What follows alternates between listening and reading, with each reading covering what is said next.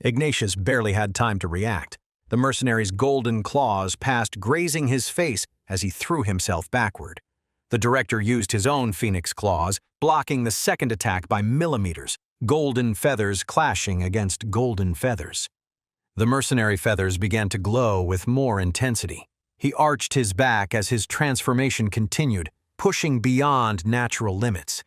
The air itself seemed to distort around him as his body reshaped itself. His arms, locked in a contest of strength with the director, lengthened and broadened, the transformation defying human anatomy. Impressive, isn't it? The mercenary pressed forward, gaining ground and strength against the director. When you truly accept becoming one with your beast, when you let the transformation reach its end. His claws lengthened further, digging into the director's skin, his face deforming slightly as a golden beak emerged, reshaping his features into something between human and raptor. This is an abomination! Ignatius manifested more power in his feathers, which burst into flames.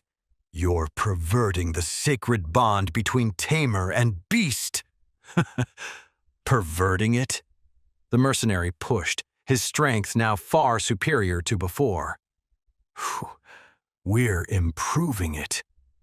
Don't think, Ignatius counterattacked by wrapping his hands in flames, that just because you look more like a beast means it's better. Their claws fought wind magic against fire magic, creating shockwaves that made nearby trees tremble. Each clash sent sparks of golden energy cascading through the air. A true bond is about balance, about maintaining your humanity while channeling your beast's power. The mercenary laughed while fighting the blaze. Humanity? What good is humanity when you can be something superior? Several meters away, the supervisor fought against the abyssal scorpion. The beast was slower without its tamer, but its venom made each exchange mortally dangerous, forcing the supervisor to maintain constant vigilance. Look at what we've achieved. The mercenary nodded toward his golden wings that were beginning to separate from his arms while continuing to press his attack. Two beasts, complete transformation. And soon, his wind power began to gain ground and managed to graze Ignatius's shoulder. We'll have tamers capable of fusing with 3. Ignatius retreated further, feeling the cut on his shoulder. It was superficial, but the fact that it had connected was worrying. All I see is someone who has forgotten what it means to be a tamer. The golden flames of his phoenix incentives, creating an aura that made the mercenary step back for the first time and sealed Ignatius' wounds. A true tamer guides their beast, doesn't become one. Empty words from someone limited by obsolete traditions.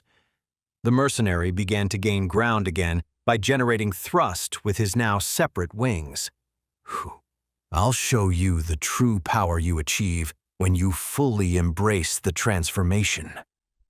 The mercenary's golden wings began launching cuts at Ignatius, while his own arms, covered in denser feathers, kept his hands trapped. Each wing moved independently, creating a storm of slashing attacks from multiple angles. You see? He smiled while his wings attacked independently. You talk of nobility, of purity, but your transformation is limited, incomplete. Ignatius could only manifest his claws and wings on the same pair of arms. His movements lacked the versatility of his opponent, forced to choose between offense and defense with each motion. Look at your form. The mercenary fully extended his 2 extra upper appendages. So attached to human anatomy. Don't you see the irony? You boast of nobility but move further from the truly noble ones. What are you talking about?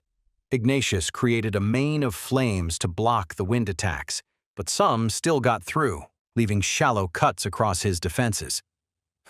The dragons. The mercenary broke through the fire using his wings. the true lords of beasts. 6 appendages, not 4. My base hippogriff and this form are closer to divinity than your pure transformation. The director was reduced to focusing on his phoenix's regeneration against the avalanche of attacks coming from multiple angles. The mercenary's wings not only gave him superior mobility, but functioned as additional limbs in combat, each one capable of launching its own deadly attacks. Meanwhile, the supervisor struggled to keep the abyssal scorpion at bay. His silver rank 2 penguin created increasingly thin ice barriers, while the silver rank 3 beast systematically destroyed them, each impact weakening the defensive line. "Maintain the perimeter!" he shouted to the guards who were fighting to contain the fires caused by the director's golden flames. Their earth beasts worked frantically, digging trenches and raising barriers to prevent the fire from spreading toward more trees and other parts of the academy. "Your pure beast is failing," the mercenary pointed toward the supervisor. "Your subordinate will die soon. The rank difference is evident, and abyssal beasts are superior in endurance." As if to emphasize his words, the scorpion broke through another ice barrier. Its stinger passed dangerously close to the supervisor's face, who barely managed to create a shield in time. "Your methods are obsolete, Director. The future belongs to those who are willing to truly evolve." Ignatius tried to increase the power of his golden flames, but it became increasingly difficult to maintain regeneration. The mercenary was right. The ability to use his wings and arms independently gave him a significant tactical advantage. A cry of pain pierced the battlefield. The scorpion had managed to graze the supervisor's arm with its venom. The supervisor froze his arm at the point of impact, but the ice around the venom began to crystallize, the corrosion spreading rapidly. "Supervisor!" shouted one of the guards, but they couldn't abandon their position. If the golden fire spread beyond the perimeter, the entire academy would be in danger. The scorpion prepared its final blow.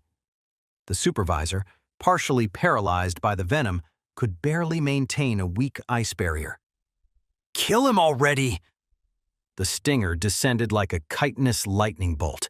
Hey amazing viewers, it's Renz here. Thanks for sticking with us. By the time of the release of this video, only 6.9% of our viewers have joined the party by subscribing, and 93.1% of you might miss out on our next mind-blowing video. So what are you waiting for? Hit that subscribe button and join the exclusive club.